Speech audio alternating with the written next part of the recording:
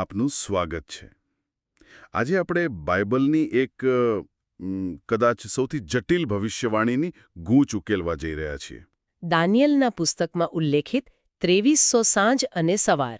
હા, અને આ સાંભળવામાં જેટલું સરળ લાગે છે એટલું છે નહીં. આનો અર્થ શું? આ 2300 દિવસ છે કે પછી 2300 વર્ષ?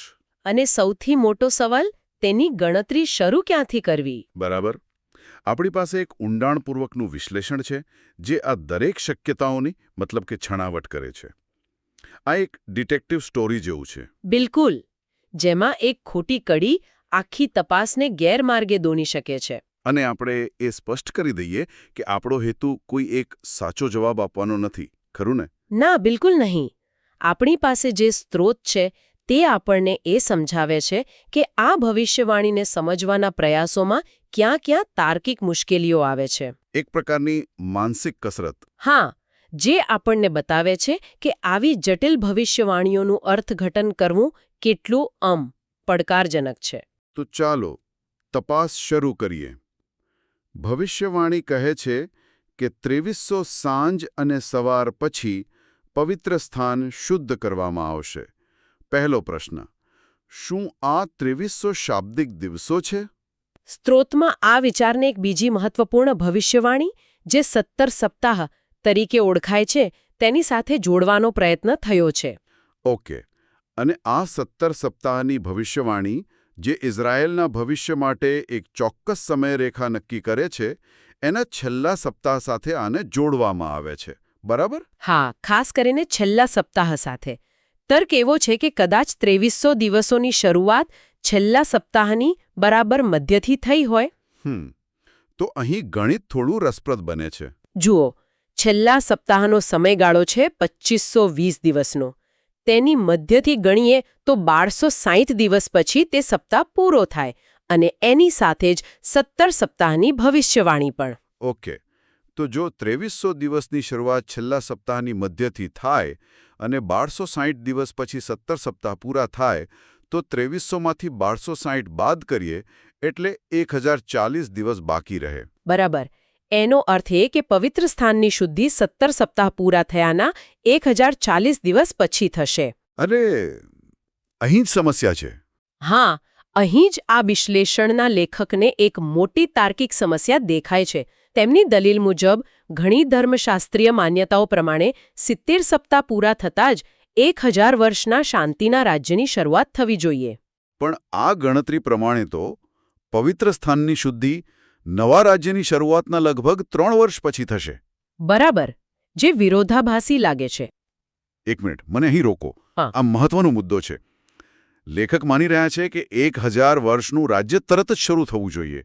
પણ શું એવું ન બની શકે કે બે ભવિષ્યવાણીઓ વચ્ચે થોડો સમયગાળો હોય?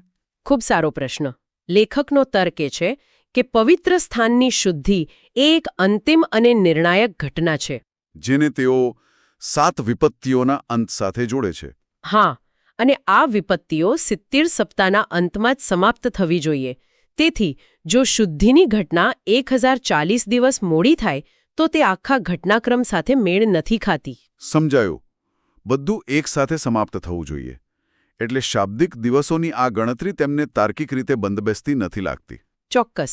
તો જો શાબ્દિક દિવસોની ગણતરીમાં આટલી મોટી અડચણ હોય, તો હવે બીજા સૌથી પ્રચલિત અર્થઘટન તરફ વળીએ. 1 દિવસ બરાબર 1 વર્ષનો સિદ્ધાંત. એટલે કે 2300 વર્ષનો લાંબો સમયગાળો. હા, પણ અહીંથી તો કોયડો વધુ ગૂંચવાય છે. કારણ કે જો સમયગાળો આટલો લાંબો હોય તો એની શરૂઆત ક્યાંથી ગણવી? પ્રારંભિક બિંદુ જ બધું છે. અને આ સ્ત્રોતમાં 4 અલગ અલગ સંભવિત પ્રારંભિક બિંદુઓની ખૂબ જ પદ્ધતિસર ચકાસણી કરવામાં આવી છે. ચાલો પહેલી શક્યતા જોઈએ, જે સૌથી સીધી લાગે છે. એટલે કે જ્યારે દાનિયેલને આ સંદર્શન મળ્યું ત્યારથી જ ગણતરી શરૂ કરીએ. બરાબર. ઇતિહાસકારોના મતે આ ઘટના રાજા બેલ્તશાસ્સારના 3જા વર્ષમાં, એટલે કે લગભગ ઈસવીસન પૂર્વે 553ની આસપાસ બની હતી. તો ઈસવીસન પૂર્વે 553માં 2300 વર્ષ ઉમેરીએ તો આપણે પહોંચીએ છીએ ઈસવીસન 1748 પર. અને 1748માં શું થયું? લેખક સ્પષ્ટપણે કહે છે કે કંઈ નહીં. ઈસવીસન 1748ની આસપાસ દુનિયાના ઇતિહાસમાં એવી કોઈ મોટી ધર્મશાસ્ત્રીય ઘટના બની નથી જેને પવિત્ર સ્થાનની શુદ્ધિ કહી શકાય. મતલબ એ માત્ર એક સામાન્ય વર્ષ હતું. હા, તે માત્ર દાનિયેલના જીવનની એક તારીખ છે, ભવિષ્યવાણીનો પ્રારંભ બિંદુ નહીં. એટલે આ વિકલ્પને સરળતાથી નકારી કાઢવામાં આવે છે. ઓકે, તો પહેલો વિકલ્પ તો ગયો. બીજો વિકલ્પ વધુ તાર્કિક લાગે છે. જ્યારે દૈનિક યજ્ઞ બંધ કરવામાં આવ્યો ત્યારથી ગણતરી શરૂ કરવી. કારણ કે ભવિષ્યવાણી પોતે જ મંદિરની સેવામાં વિક્ષેપની વાત કરે છે, પણ ઇતિહાસમાં તો આવું ઘણીવાર બન્યું છે. તો કઈ ઘટનાને ગણવી? અને અહીં જ આ વિશ્લેષણ ઊંડાણમાં ઉતરે છે. પહેલાં તો એ સ્પષ્ટતા છે કે પવિત્ર સ્થાનનો અર્થ યરુશલેમનું સ્થિર મંદિર હોવું જોઈએ, રણમાં ફરતો મંડપ નહીં. ઓકે. આ પછી ઇતિહાસની 3 મુખ્ય ઘટનાઓ પર વિચાર કરાયો છે. પહેલી, જ્યારે બેબીલોનના રાજાએ સુલેમાનના મંદિરનો નાશ કર્યો, લગભગ ઈસવીસન પૂર્વે 588માં. જો ત્યાંથી ગણીએ તો ઈસવીસન પૂર્વે 588 વત્તા 2300 વર્ષ, એટલે આપણે ઈસવીસન 1713 પર પહોંચીએ, ફરી પાછા 1700ના દાયકામાં. બરાબર. પછી બીજી મોટી ઘટના, જ્યારે રોમનોએ બીજા મંદિરનો વિનાશ કર્યો, ઈસવીસન 70માં. એ ગણતરી તો આપણને ભવિષ્યમાં લઈ જશે. હા, ઈસવીસન 2370. અને ત્રીજી ઘટના, જ્યારે ગ્રીક રાજા એન્ટિયોકસ IV એપિફેનિસ એ મંદિરને અપવિત્ર કર્યું, ઈસવીસન પૂર્વે 167માં. એ આપણને ઈસવીસન 2134 પર લઈ જાય છે, જે પણ ભવિષ્યમાં છે. તો આપણી પાસે 3 તદ્દન અલગ અંતિમ તારીખો છે: 1713, 2134 અને 2370. આ તો બહુ મોટો ફેલાવો છે. આમાં કોઈ એક વાક્યતા નથી. અને આ જ લેખકની મુખ્ય દલીલ છે. સ્ત્રોત મુજબ આમાંની કોઈપણ તારીખનો કોઈ સ્પષ્ટ ભવિષ્યવાણીય અર્થ નથી. જો ભવિષ્યવાણી આટલી ચોક્કસ છે 2300, તો તેનો અંત પણ કોઈ ચોક્કસ અને મહત્વપૂર્ણ ઘટના સાથે થવો જોઈએ, નહીં? ખરું. આ તારીખો એટલી અલગ છે કે કોઈ એકને સાચી માનવી મુશ્કેલ છે. એટલે આ બીજો વિકલ્પ પણ શંકાના દાયરામાં આવી જાય છે. બરાબર. આપણી અત્યાર સુધીની તપાસમાં એવું લાગે છે કે ભવિષ્યવાણીની શરૂઆત કોઈ સ્પષ્ટ ઐતિહાસિક ઘટના સાથે જોડવી લગભગ અશક્ય છે. એટલે જ સ્ત્રોતમાં ત્રીજો અભિગમ અપનાવાયો છે, જે વધુ હોશિયારીભર્યો છે. અંતથી શરૂઆત કરવી. પાછળની ગણતરી કરવી. હા, એક પ્રકારનું રિવર્સ એન્જિનિયરિંગ. વિચાર એ છે કે જો 2300 વર્ષનો સમયગાળો અને 70 સપ્તાહનો સમયગાળો એક જ સમયે સમાપ્ત થતા હોય, તો અંતિમ તારીખથી 2300 વર્ષ પાછળ જઈને શરૂઆતની તારીખ શોધી શકાય. સૈદ્ધાંતિક રીતે આ બુદ્ધિશાળી લાગે છે, પણ અહીં એક મોટી સમસ્યા છે, નહીં? કઈ? આપણને એ નથી ખબર કે 70મું સપ્તાહ ક્યારે શરૂ થશે. 59માં અને 70મા સપ્તાહ વચ્ચે લગભગ 2000 વર્ષનું અંતરાલ છે. તો લેખક આ ગણતરી કેવી રીતે કરે છે? એ સાચું છે. આ એક મોટા અજ્ઞાત ચલ સાથેનું સમીકરણ ઉકેલવા જેવું છે. એટલે સ્ત્રોતમાં એક કાલ્પનિક ઉદાહરણ લેવામાં આવ્યું છે. ધારો કે? હા, ધારો કે છેલ્લું સપ્તાહ ભવિષ્યમાં, દાખલા તરીકે ઈસવીસન 2031માં શરૂ થાય અને 2037માં સમાપ્ત થાય. ઓકે. તો જો આપણે 2037ને અંતિમ બિંદુ માનીએ અને ત્યાંથી 2300 વર્ષ પાછા જઈએ, તો આપણે લગભગ ઈસવીસન પૂર્વે 664ની સાલ પર પહોંચીએ છીએ. ઈસવીસન પૂર્વે 664? શું એ સમયે ઇઝરાયલના ઇતિહાસમાં કંઈક એવું બન્યું હતું જે આ ભવિષ્યવાણીની શરૂઆત માટે યોગ્ય હોય? સ્ત્રોત જણાવે છે કે બિલકુલ નહીં. તે સમયે ઇઝરાયલ પર ઇજિપ્તના ટોલેમિક રાજવંશનું શાસન હતું, જે ઇતિહાસમાં પ્રમાણમાં શાંતિનો સમય માનવામાં આવે છે. દાનિયેલની ભવિષ્યવાણી જે પ્રકારના અત્યાચાર અને સંઘર્ષનો સંકેત આપે છે, તેવું વાતાવરણ ત્યારે નહોતું. બરાબર. તેથી આ પ્રારંભિક બિંદુ પણ ભવિષ્યવાણીના સંદર્ભ સાથે બંધ બેસતું નથી. ઓકે, તો 3 વિકલ્પોનું વિશ્લેષણ થયું અને ત્રણેયમાં ગંભીર સમસ્યાઓ છે. હવે ચોથા અને છેલ્લા વિકલ્પ પર આવીએ, અને આ સૌથી પ્રચલિત અને કદાચ સૌથી વિવાદાસ્પદ અર્થઘટન છે. 17 સપ્તાહની શરૂઆત સાથે જ 2300 વર્ષની ગણતરી શરૂ કરવી. હા, બંને ભવિષ્યવાણીઓ એક જ પ્રારંભિક બિંદુથી શરૂ થાય. આના પર થોડું વધુ ધ્યાન આપીએ, કારણ કે આ માત્ર એક આંકડો નથી. તેના આધારે આખા ધાર્મિક આંદોલનો ઊભા થયા હતા. સાચી વાત છે. આ અર્થઘટન પ્રથમ નજરે ખૂબ જ સુમેળભર્યું લાગે છે. સ્ત્રોત મુજબ મોટાભાગના વિદ્વાનો સંમત છે કે 17 સપ્તાહની ભવિષ્યવાણીની શરૂઆત યરુશાલમના પુનર્નિર્માણના હુકમનામાથી થઈ હતી. અને એના માટે સૌથી સ્વીકૃત તારીખ પારસી રાજા અર્તઃશાસ્તાનું હુકમનામું છે, જે ઈસવીસન પૂર્વે 458માં અપાયું હતું. બરાબર. તો ગણિત સીધું છે.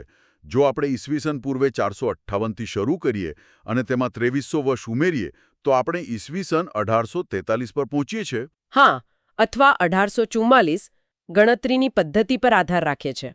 પણ આ તારીખ જ મુખ્ય છે. તો આ વિશ્લેષણમાં 1843 વિશે શું નિર્ણય લેવામાં આવ્યો છે? અહીં લેખક ખૂબ જ સ્પષ્ટ અને દ્રઢ દલીલ કરે છે. તેઓ કહે છે કે ભવિષ્યવાણીના અંતે શું થવું જોઈએ તેના પર ધ્યાન આપો. પાપનો અંત, અન્યાયનો ખાત્મો અને સનાતન ન્યાયની સ્થાપના. બરાબર. લેખક પૂછે છે, શું 1843માં આમાંથી કંઈ પણ થયું? શું પાપનો અંત આવ્યો?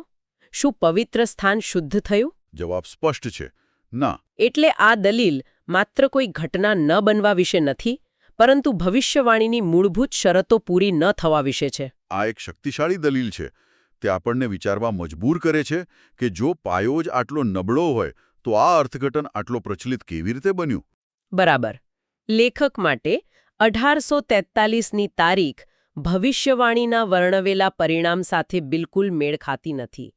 તેથી આ ચોથો વિકલ્પ પણ આ વિશ્લેષણ મુજબ ટકી શકતો નથી.